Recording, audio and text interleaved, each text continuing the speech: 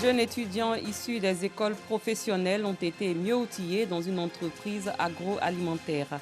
La Tunisie a rendu aujourd'hui un hommage national à son premier président, élu démocratiquement au suffrage universel Béji Caïd Essebsi.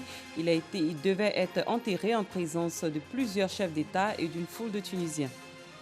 Bonsoir, bienvenue dans le 19h. On s'intéresse à la formation emploi jeune. 15 jeunes sélectionnés parmi 1600 étudiants issus des écoles professionnelles ont renforcé leurs capacités dans une entreprise agroalimentaire. Après 6 mois d'apprentissage, ils sont aptes à affronter le monde de l'emploi. Ils ont reçu récemment leur diplôme de fin de formation. Nous Sangaré, Dangui Dangui. Ils ont pris part à une formation dans une entreprise agroalimentaire. Issus pour la plupart des écoles de formation professionnelle, ces étudiants, au nombre de 15 sélectionnés parmi les 1600 étudiants, reçoivent leur diplôme de fin de formation. Une remise de diplôme pour certifier leur assiduité et leur professionnalisme durant l'apprentissage. Au cours de cette formation, nous avons d'abord appris le fonctionnement des différentes machines au sein de la fabrique. Ensuite, nous avons appris à piloter ces machines-là de manière autonome. Après, nous avons appris à effectuer également des maintenances. 1 mois, 4 mois et des maintenances annuelles sur ces différentes machines-là. Ce qui nous a permis d'être assez opérationnels pour intégrer le marché de l'emploi. Pendant ces 6 mois de formation, ces jeunes ont vu leurs capacités renforcées dans divers domaines d'activité, tels que l'électricité, l'hydraulique et la mécanique. Le but, c'est quoi? C'est de permettre à ces jeunes travailleurs de pouvoir avoir une expérience plutôt non seulement théorique, mais aussi pratique. Le centre de formation se trouve ici, au sein de notre usine à Yopougon.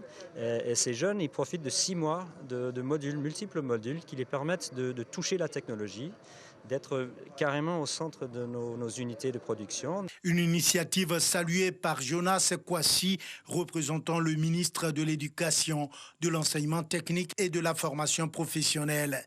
Car selon lui, ce programme permet aux jeunes de s'initier aux nombreuses innovations technologiques qui ne cessent de s'introduire dans l'univers professionnel. Vous avez atteint un objectif de réussite pour cette étape de votre parcours de vie. Je voudrais, au nom de Madame le ministre, vous féliciter chaleureusement.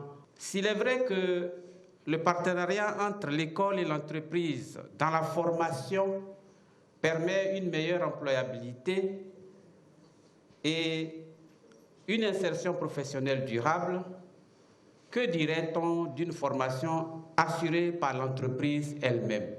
Ce programme de formation dont le but est de faciliter l'insertion socio-professionnelle des jeunes diplômés bénéficie de l'appui de l'Agence Emploi Jeunes. Ces jeunes étudiants font partie de la 3e promotion.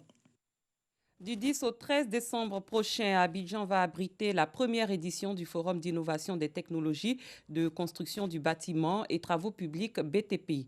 Annonce faite hier par la Confédération des PME-PMI du BTP de Côte d'Ivoire.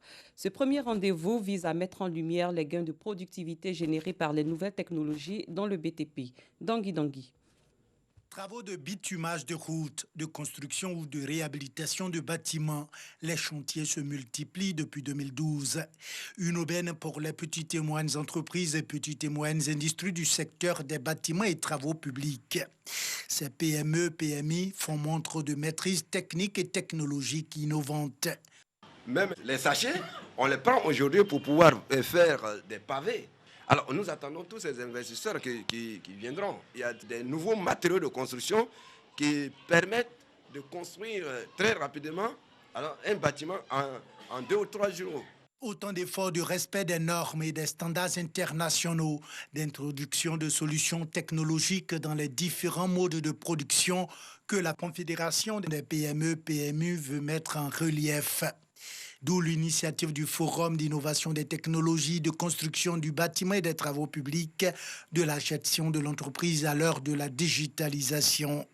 Une initiative de la Confédération des PME-PMI porteuse d'un objectif clair. Il faut aujourd'hui que les gens sachent qu'il y a une nouvelle méthodologie pour construire les maisons, pour construire un bâtiment moins cher et qu'il soit habitable et que vraiment chacun soit satisfait.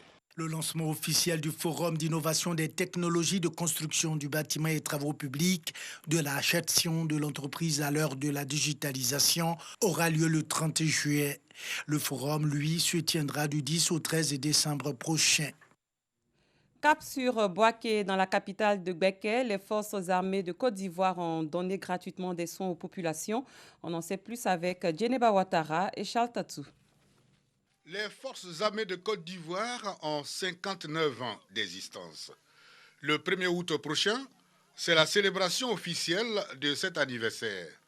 En prélude à la célébration, les responsables de la 3e région militaire de Boaké ont initié des séances médicales, consultations médicales gratuites, dépistage de l'hypertension artérielle et du diabète, puis opération de collecte de sang, sont les temps forts. Une journée médicale qui a permis aux forces de défense et de sécurité et la population civile de Boaké de se côtoyer.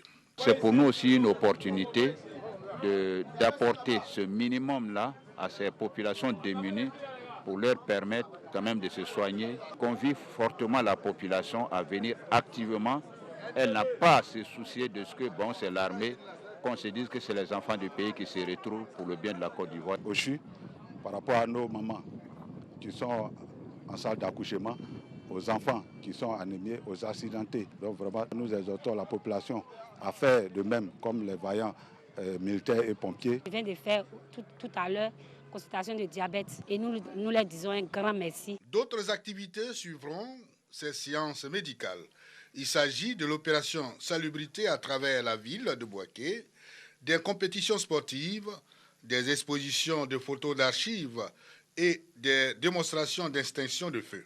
Cela pour créer une symbiose entre les FACI et les populations. Nous restons dans le domaine de la santé en nous focalisant cette fois sur le VIH-Sida. 70 000 patients bénéficient de la mesure de la charge virale en Côte d'Ivoire. Les explications de Doigt de Laser. Pour assurer une prise en charge efficace des personnes vivant avec le VIH-Sida en Côte d'Ivoire, le pays s'est doté en 2013 d'une plateforme technologique de mesure de la charge virale dénommée OPP-ERA, un indicateur clé du traitement antirétroviral selon les acteurs de lutte contre la maladie. En 2014, avec le projet OPERA, nous avons pu mettre en place une unité de virologie avec un équipement qui nous a permis de réaliser les charges virales sur place ici, écourtant ainsi le temps d'attente des résultats et aussi la disponibilité de ces résultats-là aux patients.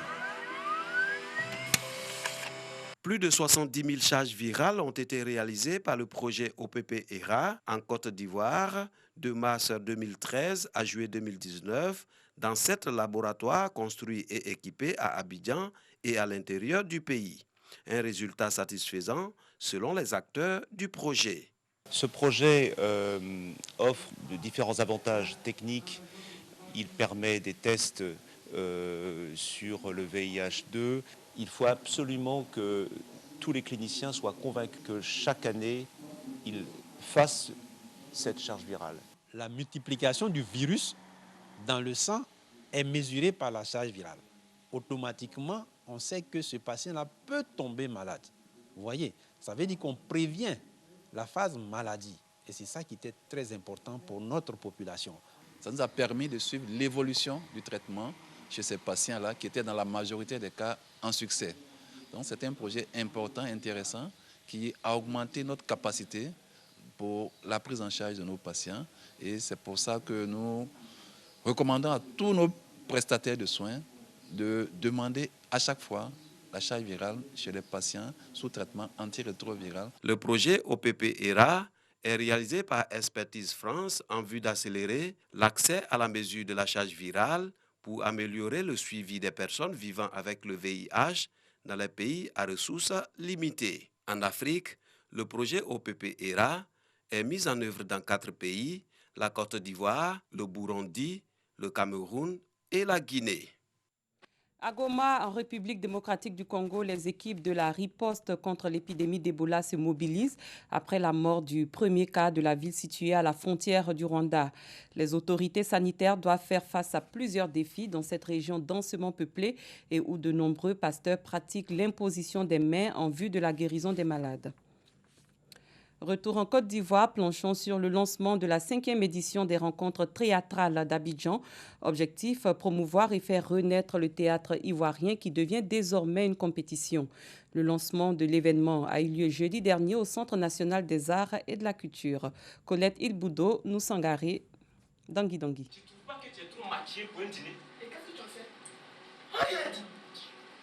Le théâtre, un art qui éveille les consciences, éduque et met à nu l'état de la société, est en voie de disparition depuis quelques années. Pour le redynamiser, le CENAC, Centre national des arts et de la culture, initie des rencontres théâtrales d'Abidjan, Rétable, qui passent désormais d'un simple festival théâtral à une compétition. Oui, allô, oui. Hein? Quoi? Non, quoi? Un accident? Non, pas un accident. Oh, Aliette, qui est-ce? Qui est-ce? Les théâtreurs, c'est-à-dire les praticiens eux-mêmes, puissent savoir qu'il y a, n'est-ce pas, un enjeu. C'est tout simplement qu'ils seront évalués. Et bien, quand on a le regard, n'est-ce pas, d'un évaluateur, on a le regard des membres du jury, immédiatement, on estime qu'on a quelque chose à prouver et on doit pouvoir faire en sorte d'être le meilleur parmi les meilleurs. Venus nombreux au lancement des Rétables 2019, les acteurs et professionnels du théâtre saluent cette innovation. Il va sentir que désormais, ce sont des textes d'auteurs. Et moi, je suis très content parce que j'ai toujours milité pour cela et l'occasion est donnée cette année de voir ça.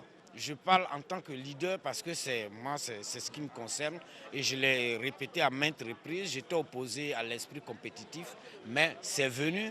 On va apprécier et puis on va essayer de se lancer dedans parce qu'il faut soutenir, c'est notre chose à nous. Depuis 2014, le Centre national des arts et de la culture, CENAC, œuvre pour la redynamisation et la promotion du théâtre ivoirien à travers des rencontres théâtrales d'Abidjan. En plus des communes du district d'Abidjan, la 5e édition de ce festival, prévue pour ce mois d'octobre, va s'étendre aux villes de l'intérieur du pays. C'était le récit de Doigt de laser. Dans le domaine de l'art, nous rendons-nous au Japon et allons à la découverte d'un artiste ivoirien. Son portrait est signé Bintou Pekele et Doigt de laser.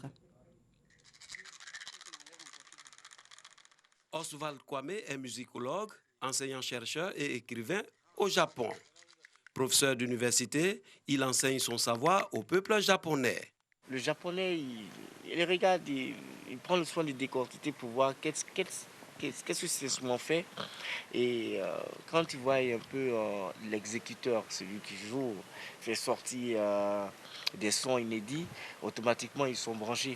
Et c'est ça, ils essaient d'apprendre. Et aujourd'hui, ils apprennent aussi là-haut que la musique aujourd'hui ivoirienne est en train de prendre une certaine ampleur quand même au niveau du côté asiatique, disons au Japon. Donc il faut encore des efforts, c'est pas encore fini. L'artiste est de retour en Côte d'Ivoire, son pays natal, pour le concert dédicace du lancement de son nouvel album, Yenfangi, Force de Dieu en langue tagbana. Oswald Kwame chante dans plusieurs langues locales et en japonais. Un brassage culturel apprécié par les spectateurs. J'ai écouté un morceau qui s'appelle Tachikawa. Tachikawa, c'est un nom de ville. Ça nous facilite déjà de voir le brassage, un peu le lien entre la Côte d'Ivoire et le Japon. Ça fait plaisir. Il a joué avec moi au sein de ma bande, le Tibala Voice, en dehors de la Côte d'Ivoire. Il fait son chemin aujourd'hui et moi, je pense qu'il est normal que je sois là, à ses côtés, pour dire que la culture, dans tout ce qu'on fait, on doit être ensemble. Dans cet album, l'artiste Oswald Kwame parle de paix et de cohésion entre les peuples. C'est vrai que je participais à d'autres albums, même lui, c'est le deuxième, c'est le bébé qui a fait plus d'1 an dans le ventre de sa mère. C'est des titres qui parlent de la paix, la joie et surtout la cohésion sociale entre les peuples, le brassage des cultures, c'est ça le plus important. Depuis 2012, l'artiste Oswald Kwame réside au Japon.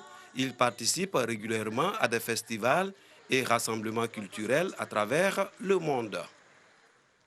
Ailleurs, les funérailles du président tunisien Béji Caïd Essebsi, décédé le 25 juillet dernier, se sont tenues aujourd'hui. Elles ont débuté en fin de matinée au palais présidentiel de Carthage, en présence de plusieurs dirigeants internationaux. Le cortège funèbre a ensuite quitté le palais de Carthage vers le cimetière de Djelaz, à environ 25 km de Carthage, où Béji Caïd Essebsi devait être inhumé aux côtés des membres de sa famille.